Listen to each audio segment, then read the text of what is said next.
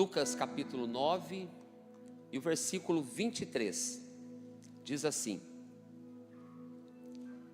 E dizia a todos: se alguém quiser vir após mim, negue-se a si mesmo, tome a cada dia a sua cruz e siga-me. Vamos ler juntos? No 3, 1, 2, 3. E dizia a todos: se alguém quer vir após mim, negue-se a si mesmo, tome a cada dia a sua cruz e siga-me. Amém. Fecha os teus olhos. Pai, estamos diante da Tua palavra. Que o Teu Espírito nos conduza, que o Teu Espírito nos oriente e que o Senhor fale ao meu e aos nossos corações nessa noite, segundo aquilo que o Senhor quer comunicar e transmitir a cada um de nós, para que o Teu nome seja glorificado. É a minha oração em nome de Jesus. Amém. Pode se assentar, meus irmãos.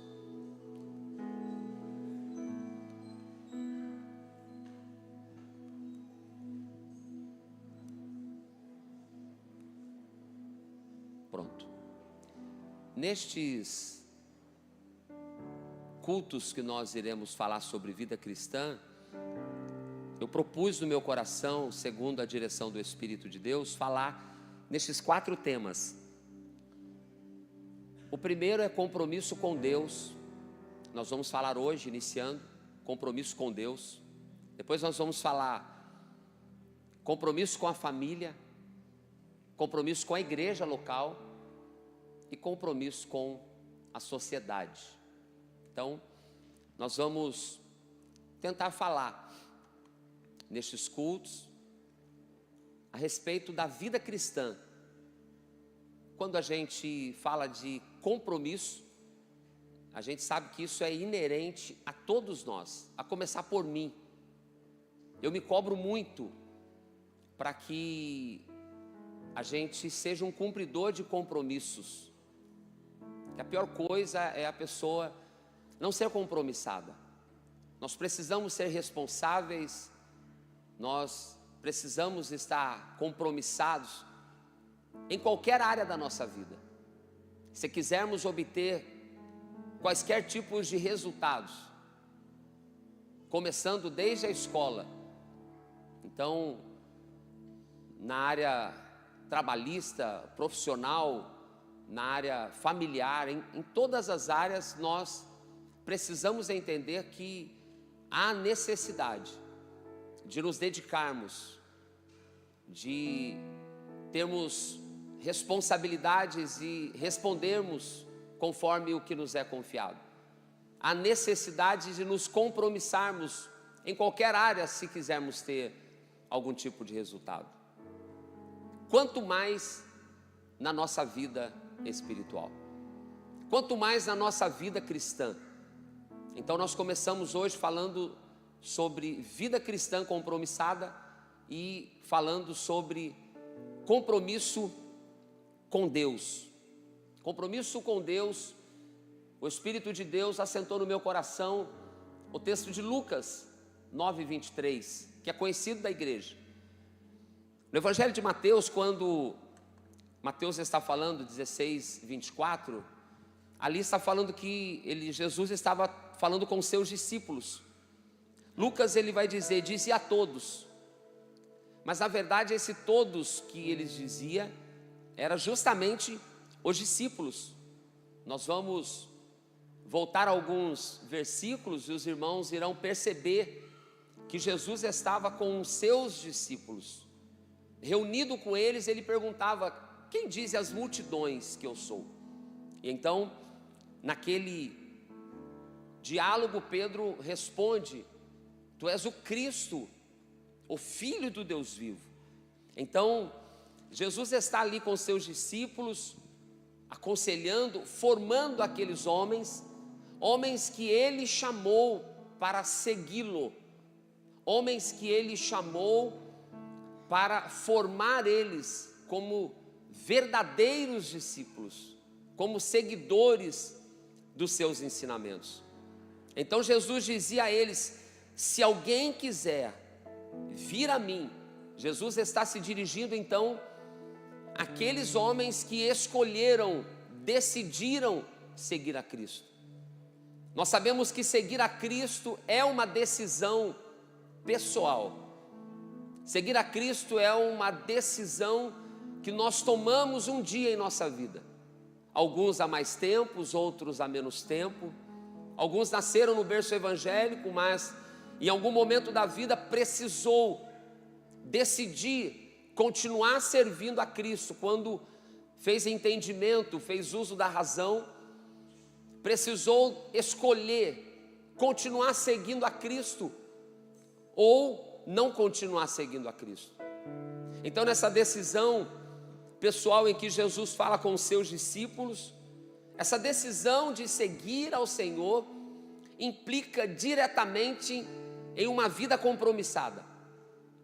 Porque Jesus, ele disse que quem se decidir, quem se dispor a segui-lo, precisa negar-se a si mesmo, precisa renunciar às suas próprias vontades, negar-se a si mesmo, e a cada dia, ou seja, cada dia que passa é um aprendizado, cada dia que passa é um crescimento em nossa vida, cada dia que passa é uma oportunidade de nós nos aprofundarmos mais no conhecimento de Deus, cada vez mais nos aprofundarmos numa vida cristã compromissada com Deus. Então, a cada dia eu tenho que vencer as minhas guerras, a cada dia eu tenho que vencer as minhas batalhas, a cada dia eu tenho que vencer o pecado. Em todos os dias nós somos tentados por Satanás. Em diversas áreas nós somos tentados por Satanás. E Satanás, acredite, ele não quer que você faça a vontade dele. Satanás quer que você faça a sua vontade. Quando ele vai tentar Jesus, ele fala: Jesus, você está com fome, mata a sua vontade, mata a sua fome. O diabo, ele nos tenta, nos seduz para que nós não nos sujeitemos à vontade de Deus, ao compromisso verdadeiro com Deus. Então, esse texto ele é direcionado aos discípulos de Jesus.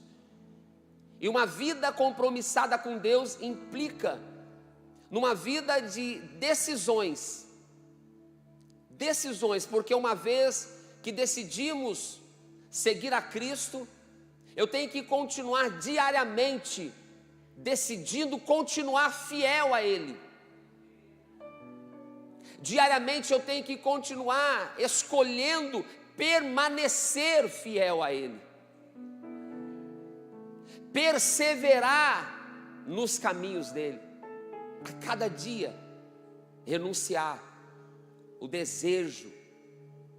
E sabe, irmãos, a gente conversa com diversas pessoas, a gente conversa com diversos irmãos, e a gente percebe que cada um tem as suas próprias guerras, cada um tem os seus próprios desafios, e cada um tem as suas lutas que precisa vencer.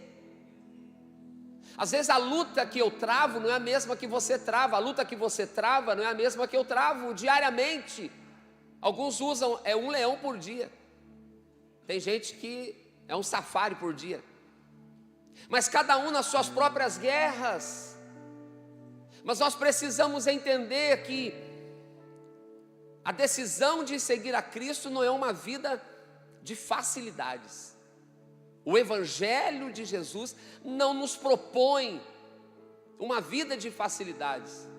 Nós teremos lutas, teremos problemas, teremos batalhas, teremos desafios, teremos momentos difíceis, mas a palavra diz que em todas essas coisas nós somos mais do que vencedores. O que é uma vida cristã?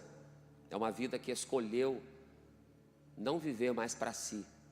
É uma vida que decidiu viver no centro da vontade de Deus. Aqui eu coloquei assim, o que é uma vida cristã? Uma vida cristã não é uma vida de religiosidade. Nem todo homem e mulher que é religioso, ele tem uma vida com Deus. Somente ir à igreja, somente vestir roupa de crente, somente saudar com a paz do Senhor, não caracteriza que você tem uma vida com Deus. Uma vida cristã não é uma vida também presa ao tradicionalismo, e religiosidade e tradicionalismo se conversam, porque às vezes nós nos acostumamos a ser crentes, nós nos acostumamos a vir para a igreja, nós nos acostumamos com a liturgia do culto, nós nos acostumamos com os louvores, nós nos acostumamos com a oração, e às vezes está orando, às vezes está louvando, e a gente está aqui somente cumprindo uma tradição, a gente está aqui apenas como um religioso, não temos uma vida reta, verdadeira, santa diante de Deus. Estamos, como pode-se dizer por aí, cumprindo tabela, porque é domingo, porque é ceia, porque é culto, porque eu participo, porque vão me cobrar, porque eu tenho um cargo, e aí às vezes a gente começa a viver uma vida de tradicionalismo, uma vida de religiosidade. A gente começa a pensar que vida cristã é eu trabalhar na igreja, vida cristã é eu ter um cargo,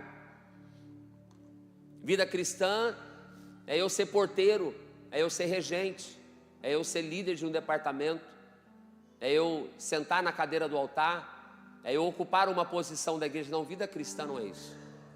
Acredite, muitos estão ocupando cargos até mesmo no altar, mas não tem uma vida cristã diante de Deus, não tem uma vida compromissada diante de Deus.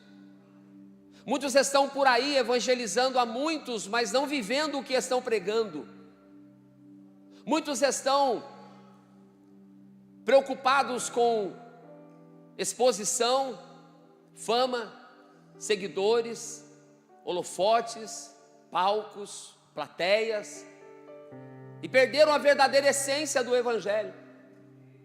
Vivem somente aquele momento, e tem pessoas que vivem apenas o momento. Quem vive o momento é o mundo, o momento do show, o momento da exibição, o momento em que está sob efeito da bebida, sob efeito das drogas, sob efeito das companhias dos amigos, mas quando passa tudo aquilo, está o vazio, está a depressão, está a angústia na alma.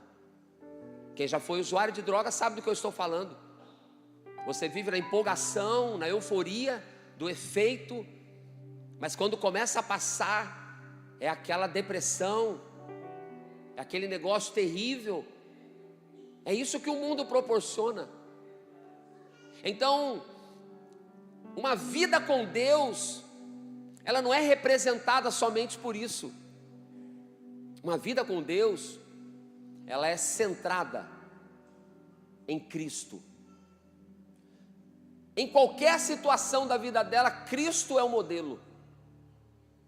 Independente de reconhecimento, independente de posição, independente de qualquer coisa, a vida dela é olhando para Cristo. Independente de condição financeira, independente de condição social, o centro da vida dela é o Senhor Jesus. Então ela passa a viver de forma que Deus se agrade com ela. Então ela passa a viver de forma que Deus tenha prazer nela. Não está mais preocupada em agradar a B, a C, a D. Porque quando a gente começa a andar preocupado em agradar alguém, a gente perde o nosso propósito. Porque nós não vamos conseguir agradar todo mundo, acredite. Mas quando nós nos voltamos para o Senhor, para a sua palavra, quando nós decidimos ter a nossa vida centrada em Cristo e alicerçada na sua palavra, aleluia, aí a gente começa a viver coisas espirituais. A gente começa a ter prazer em estar na casa do Senhor. A gente começa a ter desejo de trabalhar para o Senhor. A gente começa a buscar se envolver nas coisas de Deus. Quando Cristo é o centro da nossa vida, a gente não quer ficar parado. A gente não se acostuma com a liturgia, porque pode ler o Salmo 23, a cada dia que lê o Salmo 23, que eu conheço, que eu sei de cor, a minha alma está sedenta por esse pastor que cuida dela. A minha alma está sedenta por estes pastos verdejantes.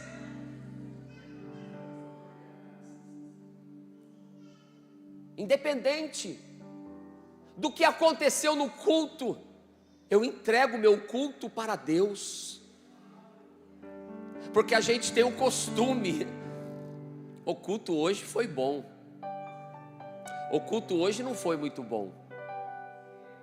Quando você declara isso, que o culto não foi bom, você está falando que você não deu o seu melhor para Deus. Se você diz o culto não foi bom, quem faz o culto não é Deus. O culto é eu para Ele. O culto é a igreja que vem para adorar a Ele. Se o culto não é bom, é porque você não entregou o seu melhor. É porque você veio aqui preocupado com quem ia pregar, com quem ia cantar, preocupado se ia ter oportunidade, preocupado se alguém ia estar, preocupado com coisas que estão no plano terreno. Mas quando a gente chega aqui, irmãos, como é bom quando a gente chega aqui sem expectativas. Sem expectativas. E de repente o Senhor começa a nos surpreender. É verdade, às vezes a gente chega aqui falando: Senhor, eu preciso hoje que o Senhor fale. Senhor, eu preciso hoje ser renovado. Senhor, eu preciso hoje de uma resposta. A gente chega aqui dessa maneira. Mas quando a gente vem com o coração verdadeiramente voltado para Ele, a motivação do seu coração inclinada para Ele, você vem aqui: Senhor, eu vim aqui para te buscar. Se tem um grupo de louvor aqui cantando, você não está só falando da boca para fora, você está adorando, porque há uma verdade no seu coração. A letra que você está cantando não é somente uma canção decorada, não, é uma oração que você faz ao Senhor. Se alguém está aqui orando, você não está disperso. O que mais a gente vê hoje? Alguém está orando e o outro está disperso.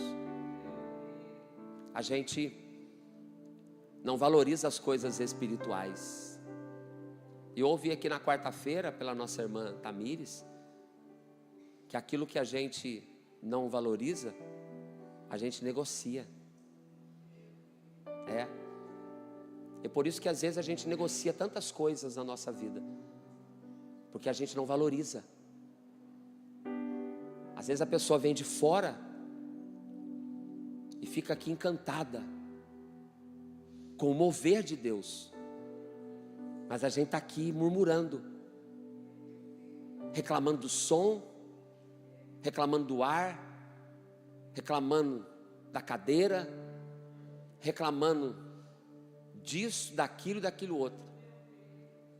E a gente fica impedido de romper com essa atmosfera terrena. Aí a nossa vida não é uma vida cristã, é uma vida de religiosidade. É uma vida de liturgia. Aleluia. Nós precisamos estar compromissados com Deus. Nós precisamos nos compromissar com Deus, que fez uma aliança conosco. Deus fez uma aliança de amor com você e comigo. Um dia Ele nos tirou lá de onde estávamos. Talvez você estava na droga, na sarjeta, na bebida, na prostituição. Eu não sei onde você estava, mas Deus sabe de onde você saiu. Deus sabe de onde Ele te tirou. Aleluia. Ele te chamou não é para viver de qualquer maneira, não. Ele te chamou para viver intensamente. Às vezes a gente se torna tão religioso que a gente olha para as igrejas mais novas, as comunidades, as churches, e a gente é o primeiro a criticar. Só que às vezes o que a gente vê, eu tenho visto isso, a gente vê pessoas ali que estão vivendo intensamente como se no primeiro amor.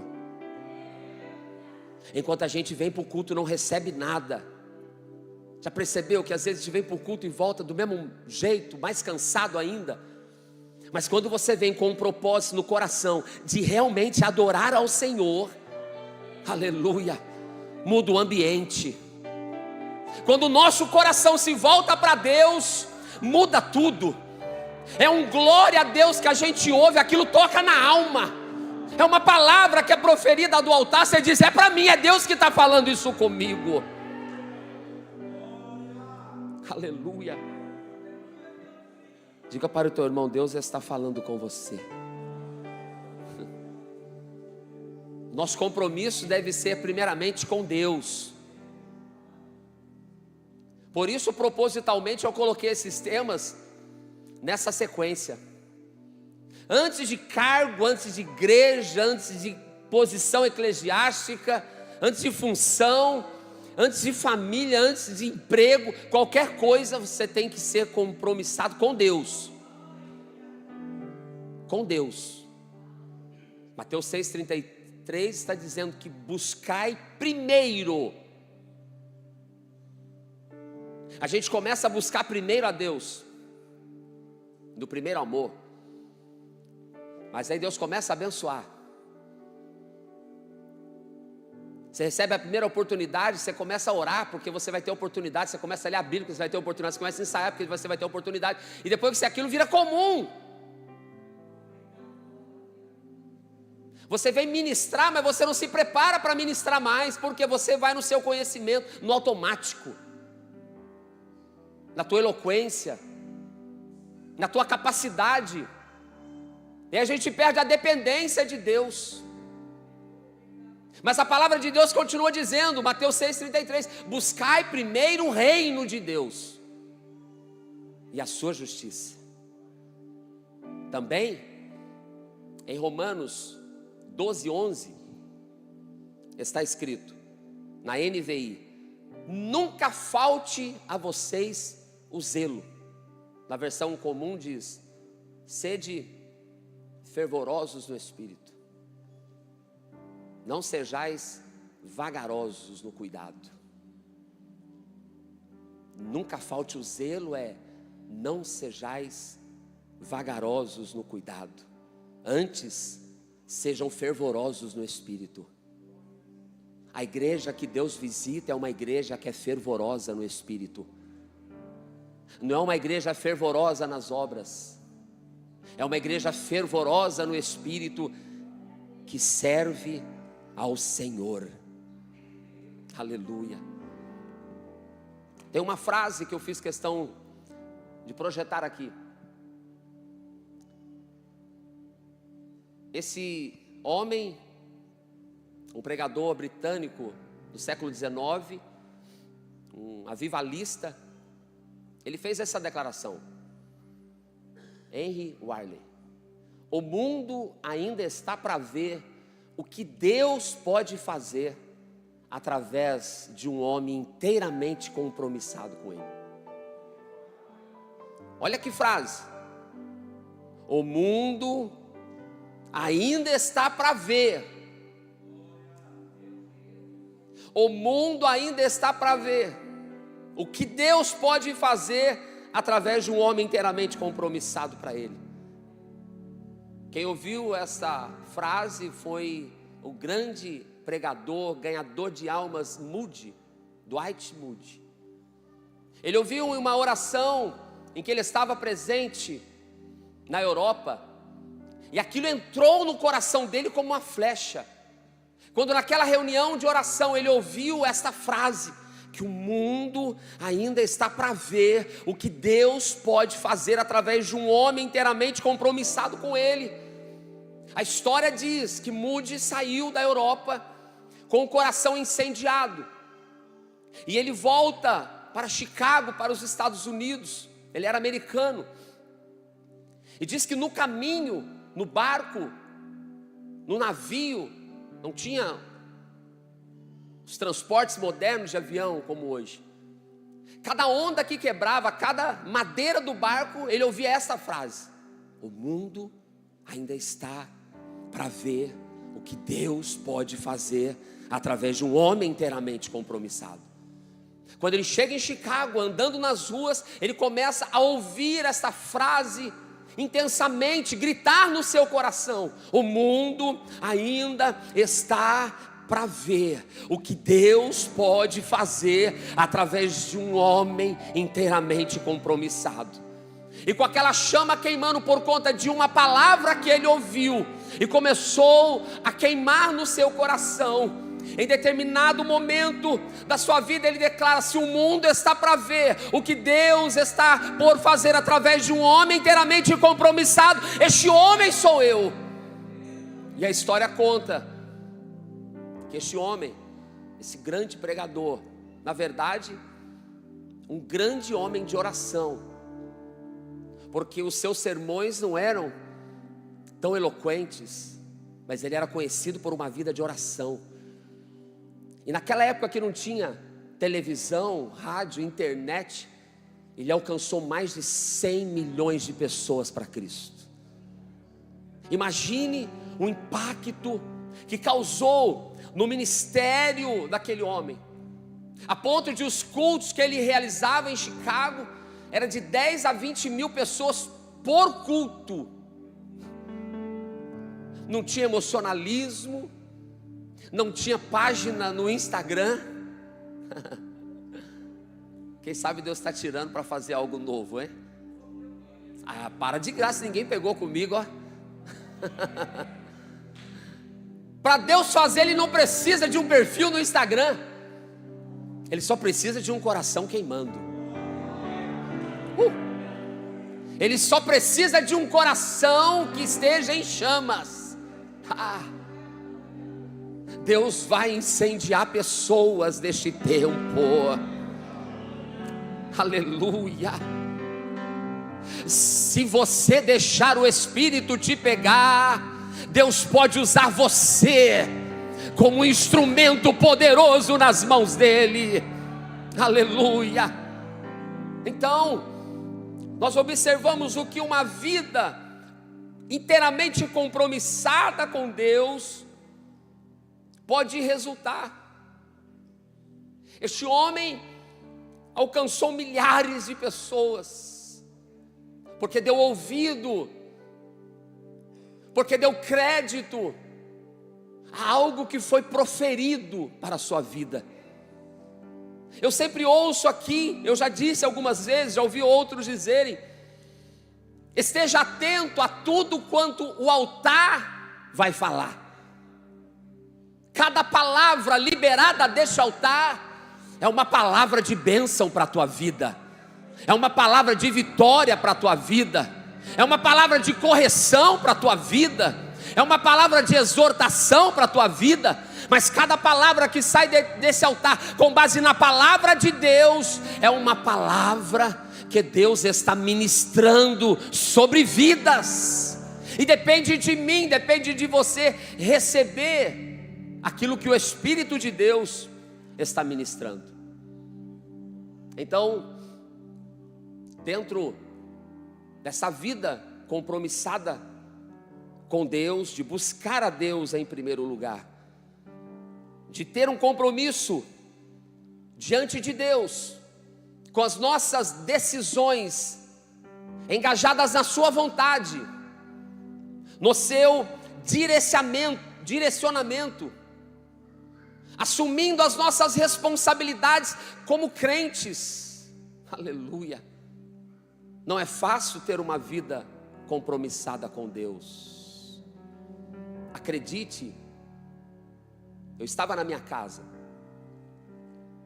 e o Espírito de Deus soprou essa temática no meu coração, e eu comecei a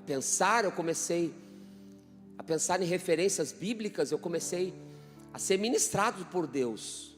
E acredite, o Espírito de Deus está trabalhando tremendamente na minha vida. Porque o primeiro que tem que assumir um compromisso verdadeiro com Deus é quem fala. O ouvido mais perto da boca de quem fala é o meu. É um desafio para nós neste tempo darmos crédito e vivermos uma vida de responsabilidade diante de Deus, de nos entregar verdadeiramente a Deus, de centrar a nossa vida na vontade de Deus, centralizar a nossa vida na vontade de Deus, de embasar a nossa vida na palavra de Deus, de antes de tomar decisões, buscarmos uma direção. E às vezes a gente toma decisões precipitadas, não buscando uma direção de Deus. Dizemos que Cristo é o nosso Salvador, é o nosso Senhor, mas não nos submetemos ao seu senhorio. E uma vida cristã está disposta a se submeter ao senhorio de Cristo. O que está escrito aqui no texto de Gálatas 2:20? Por favor, leia por gentileza para eu ouvir enquanto eu bebo uma água. 1, 2, 3.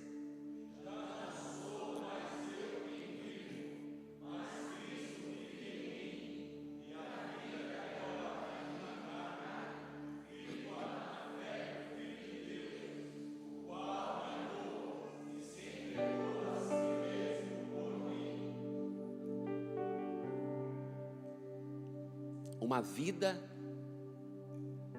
que reconhece o senhorio de Cristo. Jesus ensinou que não é possível servir a dois senhores, porque se tivermos dois senhores, fatalmente quando eu agradar um, eu vou entristecer o outro. Nós não podemos, e ali o Senhor Jesus estava falando do dinheiro, e o dinheiro foi o único que Ele colocou como Senhor na vida do homem, porque realmente é uma área que mexe com muita gente, o senhorio do dinheiro. Mas eu estou falando aqui do senhorio de Cristo, que nós precisamos nos submeter integralmente à sua vontade. Antes de irmos, virmos, fazermos, concordarmos, assinarmos, precisamos estar debaixo do senhorio de Cristo. Implica o quê? Submissão à sua autoridade.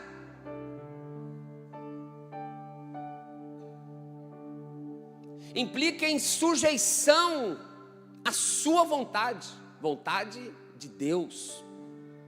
E a vontade de Deus, o senhorio de Deus, o senhorio de Cristo,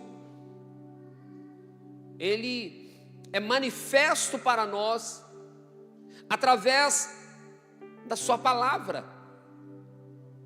Nós não podemos apenas servir a Cristo da maneira que eu quero. Paulo deixou claro, não vivo mais eu.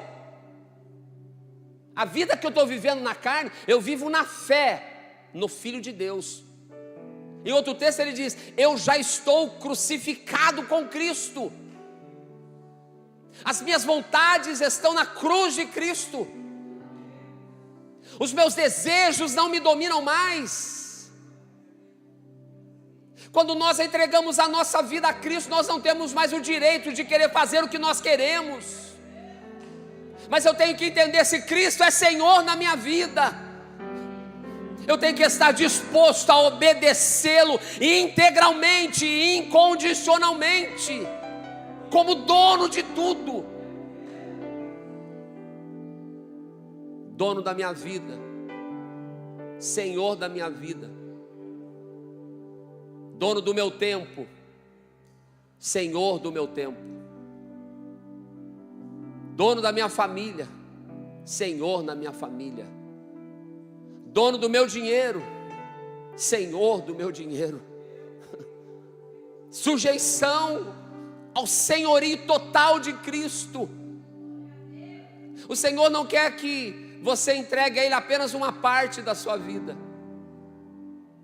Não, eu estou disposto a ser crente, a fazer, mas tem que ser do meu jeito. Eu ouvi um testemunho de um culto onde era uma cruzada, e no final, no primeiro dia, o pregador fez o apelo, e tinha alguém lá atrás, no último banco, e foi um obreiro lá, fez o convite, e ele disse: você quer aceitar Jesus? É a hora do apelo. Ele diz: eu quero. Então vamos na frente. Não, eu quero ficar aqui mesmo. Então você não quer aceitar Jesus? Não, mas eu quero. Então vamos na frente. Não, então fique aí. Primeiro dia. Segundo dia, culto fervoroso, o homem estava lá no mesmo lugar. No final, o mesmo obreiro foi ao encontro dele. No final, a mesma palavra: você quer aceitar Jesus? Eu quero. Então vamos lá na frente para receber oração. Não, não quero. Eu quero que ore aqui por mim mesmo. Não, então você não quer aceitar Jesus. Quando a pessoa que testemunhou sobre isso ouviu, ele diz: eu fiquei doido, porque como é que alguém quer entregar-se a Cristo e não ora logo, não põe a mão logo, não abraça logo, não faz a confissão logo? Mas aconteceu que no terceiro dia, a mesma cena, a mesma pessoa, o mesmo obreiro, no final do culto, na mesma igreja, e quando é feito o convite, ele diz: eu quero. Então vamos na frente, vamos no púlpito, pode me levar, eu estou disposto a tudo. Aí o obreiro falou: agora você pode ficar aqui mesmo, então, que eu vou orar por você aqui. E a gente pensa: mas poderia ter orado lá? Mas é porque no começo ele queria que fosse do jeito dele. E a gente é especialista a querer que Deus faça as coisas do nosso jeito. Não, eu quero, mas se não for assim, eu não quero. Onde é que você vê na Bíblia alguém impondo as suas vontades para Deus? A gente vê desde os patriarcas, os profetas, se submetendo integralmente à vontade de Deus. Quando Deus manda Noé fazer a arca, Noé não questiona com Deus: mas não choveu ainda, Deus? Mas escuta, como é que eu vou fazer?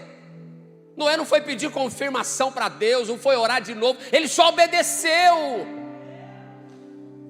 Aleluia. No chamado dos discípulos, está lá Mateus, Levi, na lançadoria, cargo de posição, destaque. Segue Mateus. Ele prontamente se dispôs a seguir a Cristo. Agora você quer seguir a Cristo, nós queremos seguir a Cristo, mas não queremos abrir mão de nada, queremos continuar mandando na nossa vida, fazer do jeito que eu quero, na hora que eu quero, da maneira que eu acho que é correto. Não é do teu jeito, não é da tua forma, não é do teu tempo.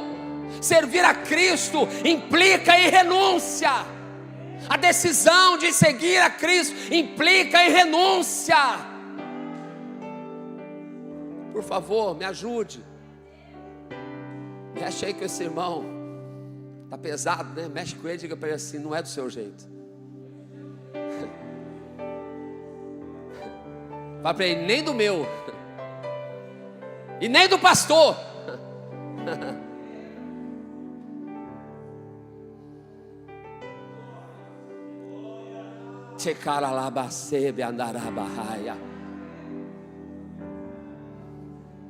Então nós precisamos estar dispostos a nos submeter ao senhorio de Cristo. Precisamos estar compromissados com o Senhor da nossa vida. Eu pergunto: Cristo é Senhor da sua vida? Eu não vou pedir para alguém perguntar para você, mas é uma pergunta que eu estou fazendo. Cristo é Senhor da sua vida? Ou você quer fazer, mas no seu tempo, no seu jeito, não quer renunciar, não quer se compromissar, não quer se responsabilizar? Se der, eu faço. Se der, eu vou. Se der, eu chego. Já percebeu que a gente tem compromisso com tudo? Se o médico marca 6 horas da manhã para você uma consulta, que hora que você chega lá? Observe que é vocês que estão falando. Se você bate o ponto no trabalho 8 horas,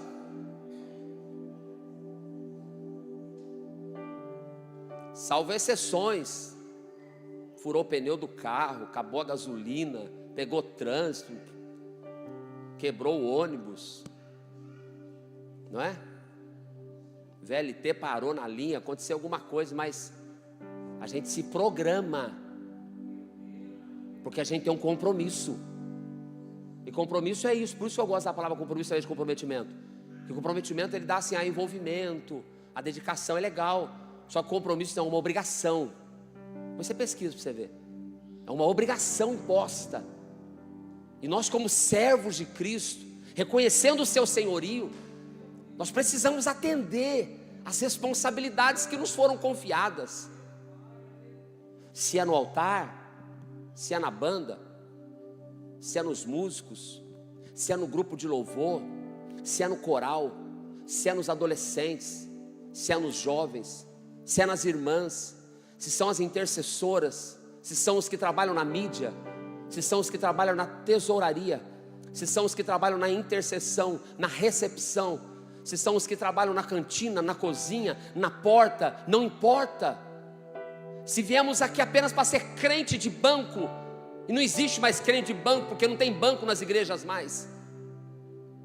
Se somos aqui somente para ser crente de estar sentado, nós precisamos assumir o nosso compromisso verdadeiro com Deus. Compromisso de servos fiéis, servos leais, servir a Ele com integridade e com a totalidade do nosso ser.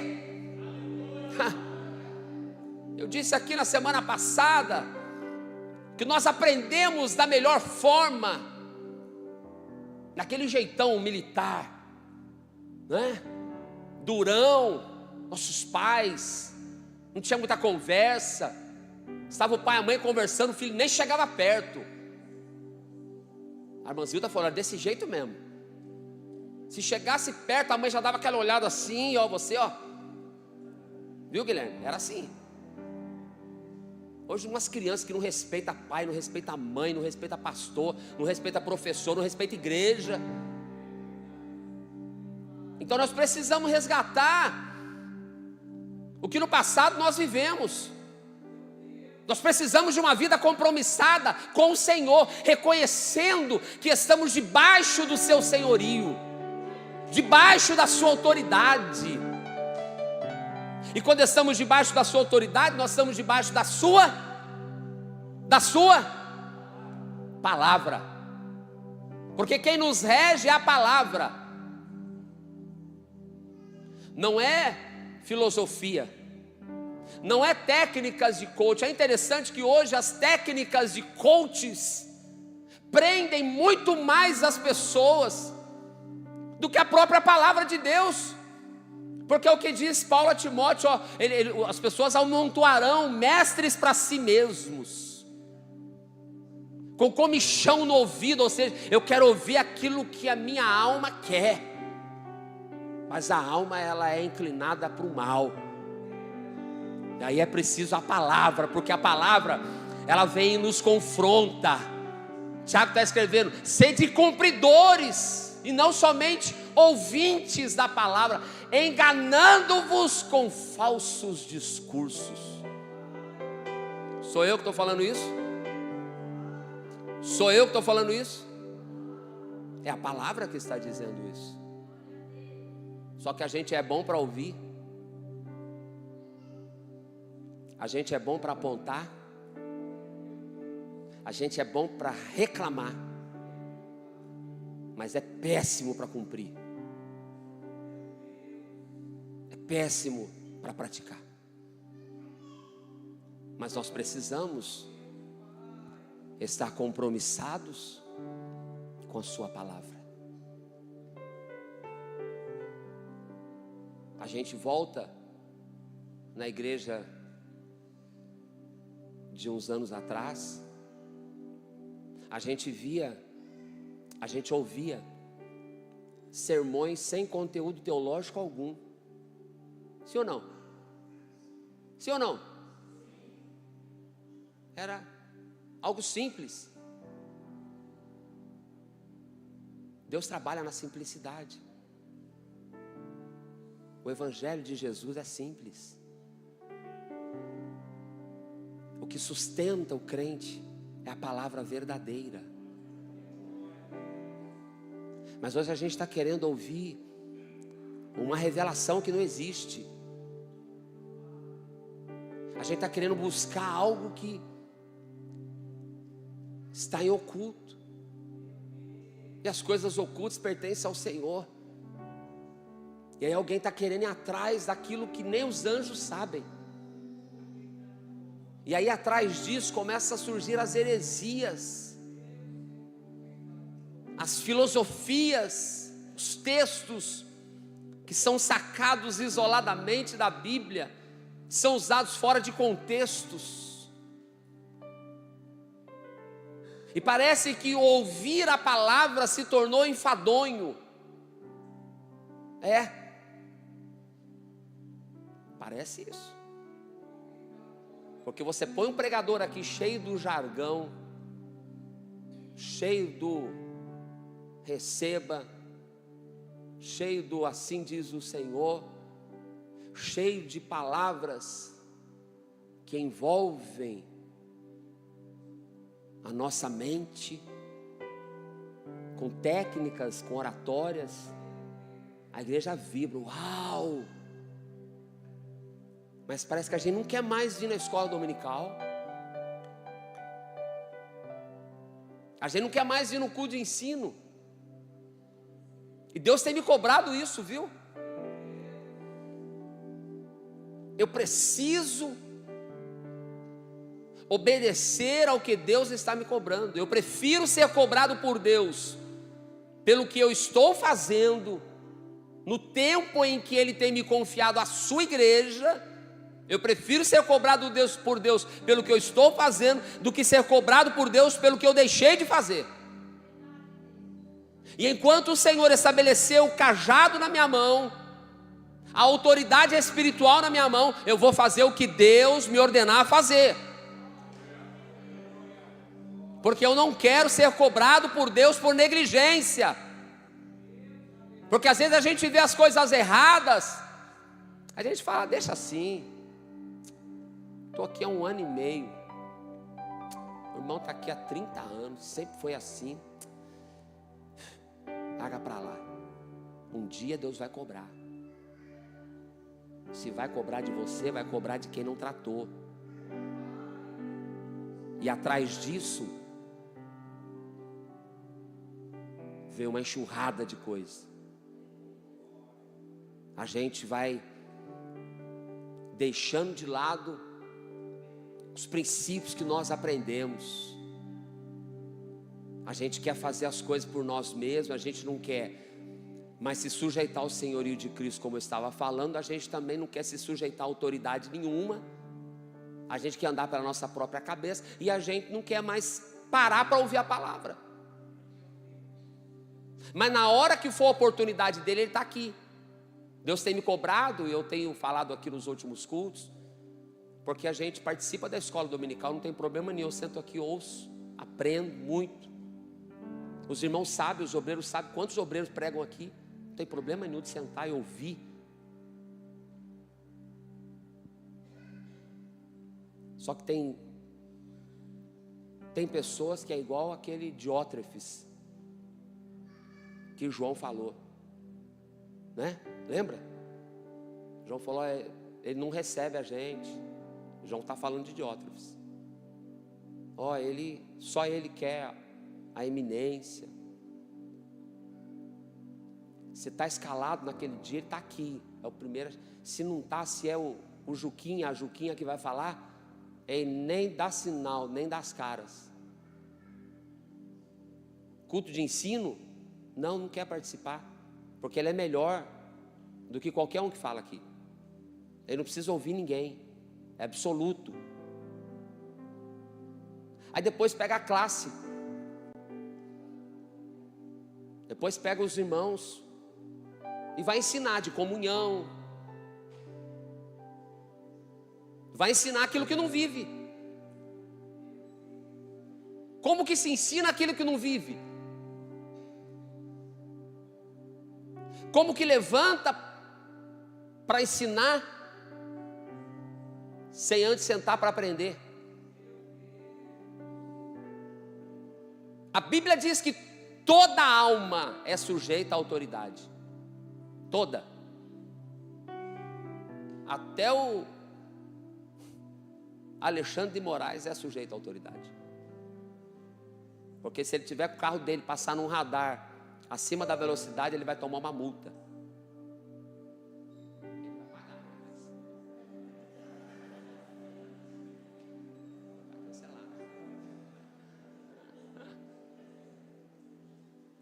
Se ele tiver sem documento do carro, se o carro tiver com o documento vencido, vai parar na blitz policial. O policial de boininha ali que ganha 4 mil, 5 mil, pode parar ele e falar, me dá o documento. Pode ser o cara mais poderoso. Como é que é o nome do cara mais rico do mundo? Elon Musk.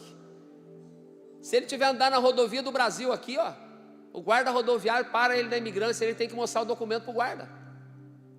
Porque toda alma é sujeita à autoridade. Mas tem gente que acha que ele é, nosso pastor diz assim, né? No mínimo, ele é o máximo. Então, irmãos, nós precisamos ser praticantes daquilo que nós ouvimos.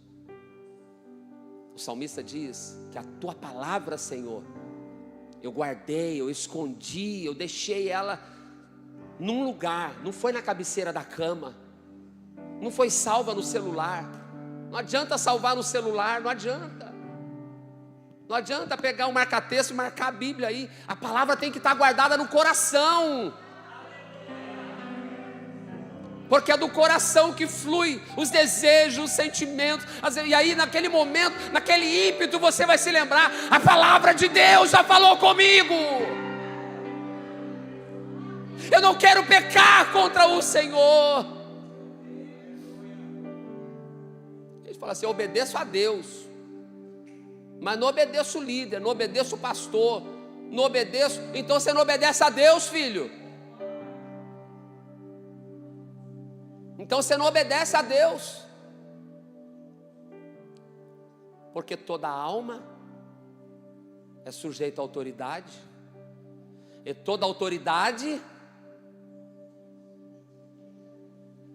por favor, pastor Osmar, procede de Deus. Quer não temer a autoridade? Faça o bem, faça o que é certo, vai ter louvor dela. Mas se fizer o mal, ela não carrega a arma em vão. Ela passa a espada, ó, corta. Aí quando corta dói. Ah, o pastor é ruim, mas você está fazendo o que é certo. Quando corta dói. Aí fulano, a culpa é do cicrano, a culpa é do outro, nunca é sua, nunca é nossa. Nunca assumimos. Então nós precisamos ser compromissados com Deus, com o senhorio de Cristo, com a sua palavra.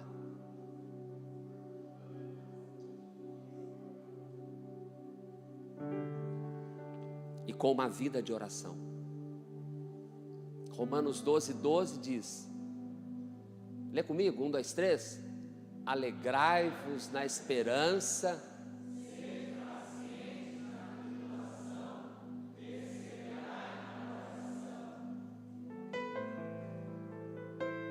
perseverai na oração.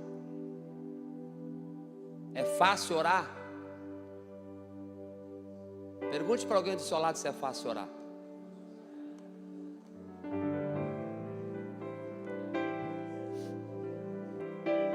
O corpo não quer orar, a carne não quer orar, querido.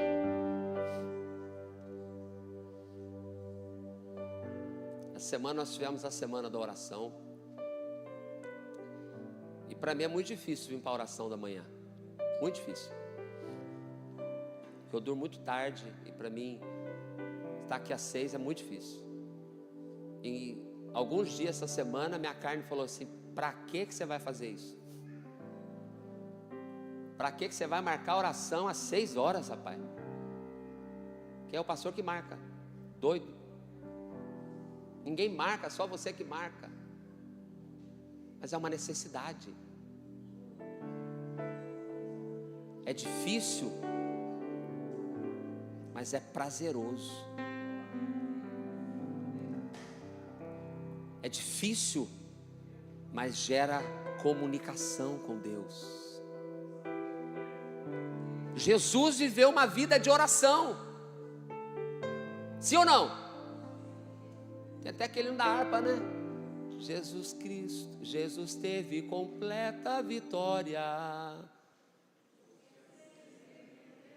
porque sempre viveu em oração. Muitos crentes chegaram à glória sob o manto da doce oração. Com Jesus a minha alma deseja estar no jardim em constante oração.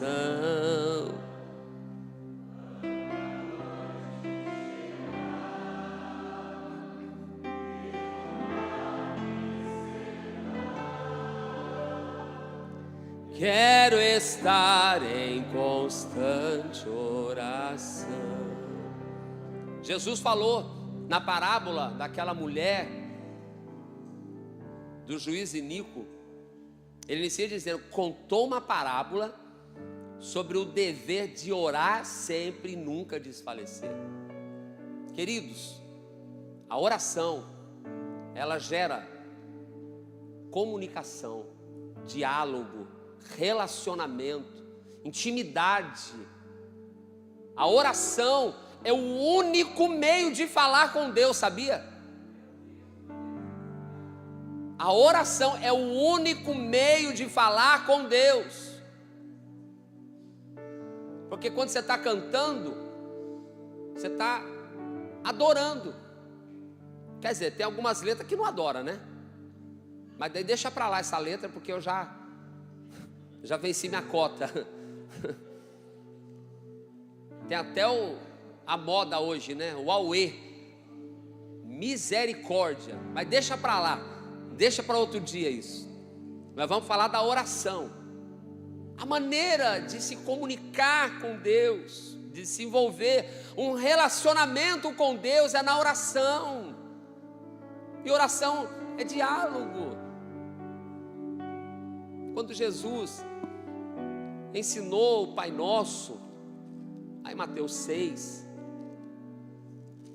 ali Jesus estava ensinando a orar, porque ali a gente vê adoração, reconhecimento a Deus como Pai, a Deus como Santo.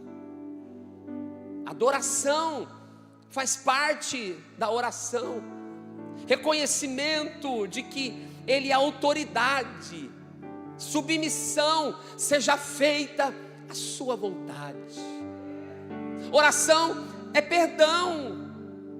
Senhor, eu estou disposto a perdoar, porque primeiro o Senhor me perdoou. Oração é reconhecimento do governo de Deus sobre nossas vidas. Oração não é só você dobrar o joelho e falar: Senhor, eu quero isso, faz aquilo, faz assim, cura, blá, blá. Não, oração é você se comunicar com o céu. Vai ter momento na oração que você vai ficar caladinho. Ai, a sobre andarabacana mandarabaia. E você vai ouvir o Espírito de Deus falar no teu coração. E você vai sentir o abraço do Espírito. Vai ter momento que você não vai ter palavras, mas o Espírito não vai te deixar sozinho, porque você está lá na presença dEle. Oração é rendição, e por isso a gente ora de joelho. Ah, mas não precisa orar de joelho. Deus ouve sentado, é verdade. Deus ouve em pé, é verdade. Mas gostoso é orar de joelho. De joelho é melhor, querido. De joelho você está falando assim: ó, eu me rendo, eu me prostro. Você está dizendo: ó, eu não sou nada, mas o Senhor é tudo. Eu não posso, mas o Senhor pode. Eu não faço, mas o Senhor faz. Quem sou eu diante da tua grandeza? Quem sou eu diante da sua majestade?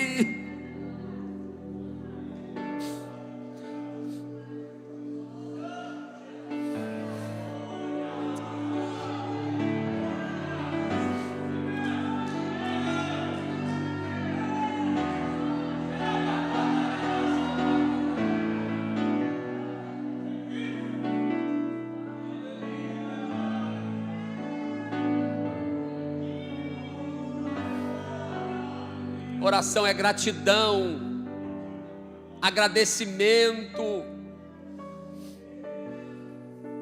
Oração é contato com o céu. Oração é: não tem ninguém do teu lado, não tem ninguém te ouvindo, mas tem um Deus no céu que está te ouvindo. Oração é: a porta está trancada, mas o céu está aberto. Oração é você estar lá no cantinho, teu cônjuge não viu, mas ele te viu. E os resultados da oração não dá para dimensionar. Às vezes você vê crente que passa por tantas lutas, tantos problemas, mas ele tem ali uma vida regada de oração. E oração não é certeza que vai dar tudo certo, não. Tem muito crente que ora e ele precisa continuar orando.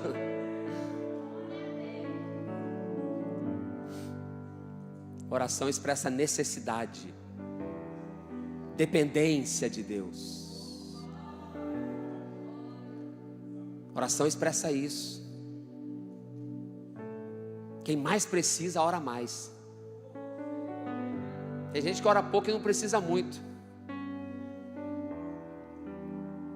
Mas quem precisa muito, ora muito.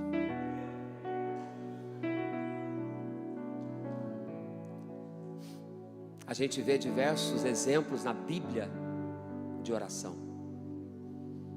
Certa feita eu ouvi um pregador dizendo que a oração mais curta que ele viu na Bíblia foi a oração de Neemias.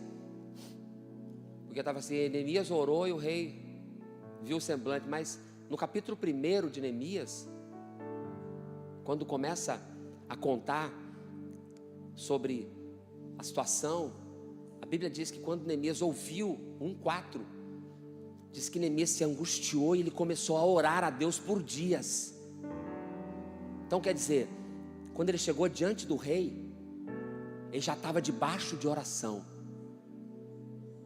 Quando Esther chegou diante do rei, ela já estava debaixo de oração.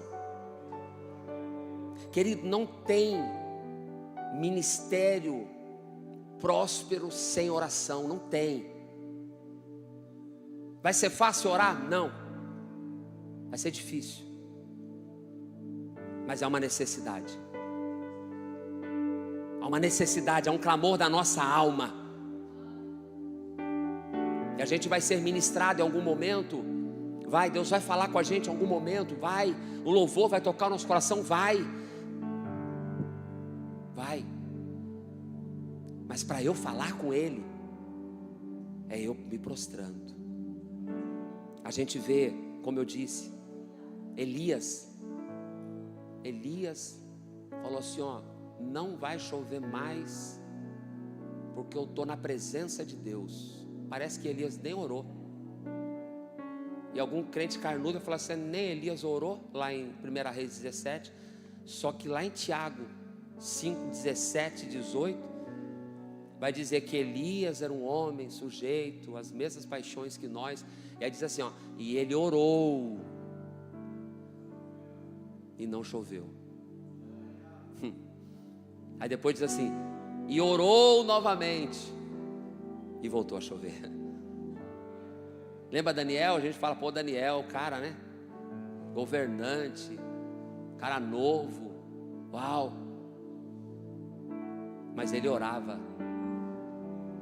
A Bíblia diz que ele tinha no seu quarto uma janela virada lá para Jerusalém. Não precisava ir para a cova para orar. Antes da cova ele já estava em oração. E aí quando chegou a cova, os leões tiveram que fechar a boca. Entende? A oração produz isso. A gente fala assim, quando está vendo a cova, você começa a orar aqui. Meu Deus, vai vir a cova, Senhor, vai vir, Senhor. Mas se você já viver em oração, se vir a cova, Deus entra contigo na cova dos leões. Se vir um decreto, não vai orar mais. Daniel falou, o meu negócio é lá em cima. É que nem os seus amigos. Tem que se prostrar aí. Falou, rapaz, nós não vamos nos prostrar, porque nós servimos a Deus. Se Deus quiser nos livrar, Ele livra. Se Ele não quiser, eu não vou me prostrar do mesmo jeito. Isso é convicção, irmão. Isso é intimidade, irmão. Oração, calo no joelho. É difícil agora alguém tem calo no joelho, calo no cotovelo. Pastor Paulo conta que o pastor João Corrêa tinha calo nos cotovelos, de oração. Não conseguia chegar na igreja sem tirar um momento de oração. Queria chegar mais cedo na igreja para orar. Agora a gente quer chegar mais cedo na igreja para prosear, para bater papo,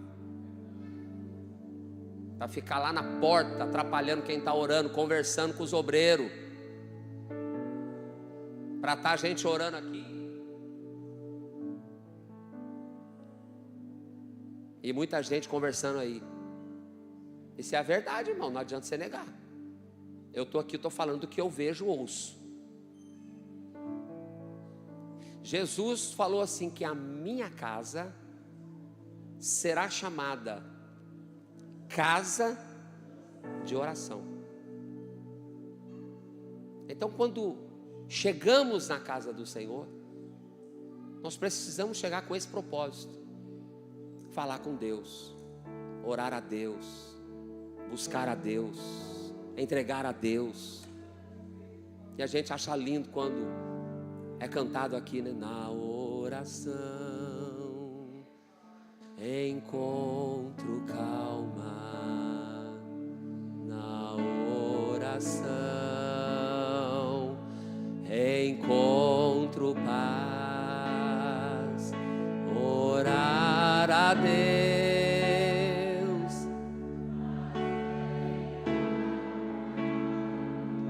falar com Deus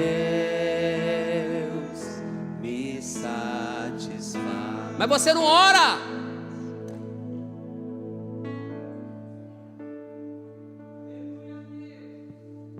Jesus, ele multiplicava os pães, procurava Jesus, cadê ele?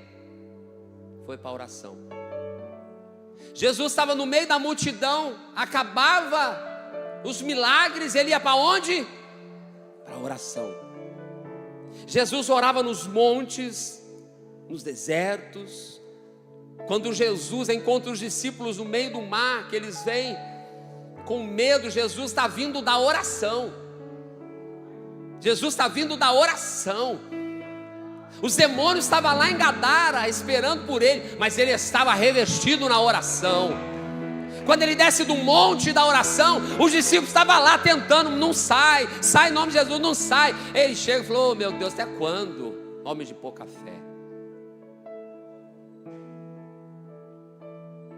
Não adianta, irmãos, se não tiver oração, vai ser só uma homilética bonita, vai ser só uma exibição, vai ser só, desculpa aqui, tá? Uma apresentação. É o que mais a gente vê. Vaso vazio, bonito, lindo, fala bem, faz tudo bem, mas não se dedica à oração. Nós precisamos resgatar o nosso compromisso com a oração. Para recebermos as virtudes do Espírito, precisamos estar em oração. Para vivermos os milagres novamente, precisamos estar em oração. Para vermos os batismos com o Espírito Santo novamente, precisamos estar em oração. Para ver crescimento espiritual, precisamos estar em oração. Porque a igreja primitiva, lá está dizendo que eles perseveravam aonde? No partir do pão, na comunhão e na doutrina dos apóstolos e nas orações. Então mexe com esse irmão que está do seu lado e aqui eu encerro. Pronto, cheguei. Diga assim: não fuja da oração. Fique em pé, por gentileza.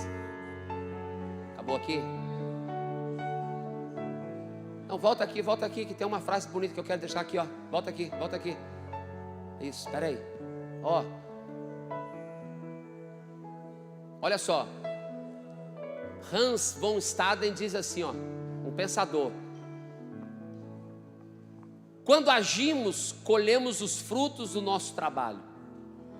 Mas quando oramos, deveria ter deixado em letra maiúscula, colhemos os frutos do trabalho de Deus. Outra frase, Samuel Chadwick: a maior preocupação do diabo é afastar os crentes Ele não teme os estudos, o trabalho, a religião daqueles que não oram.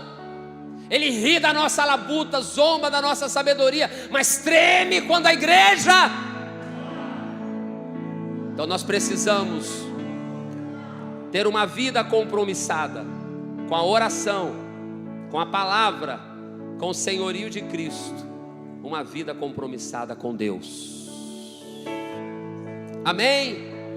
Você pode aplaudir o Senhor e ser rei. Canta aí.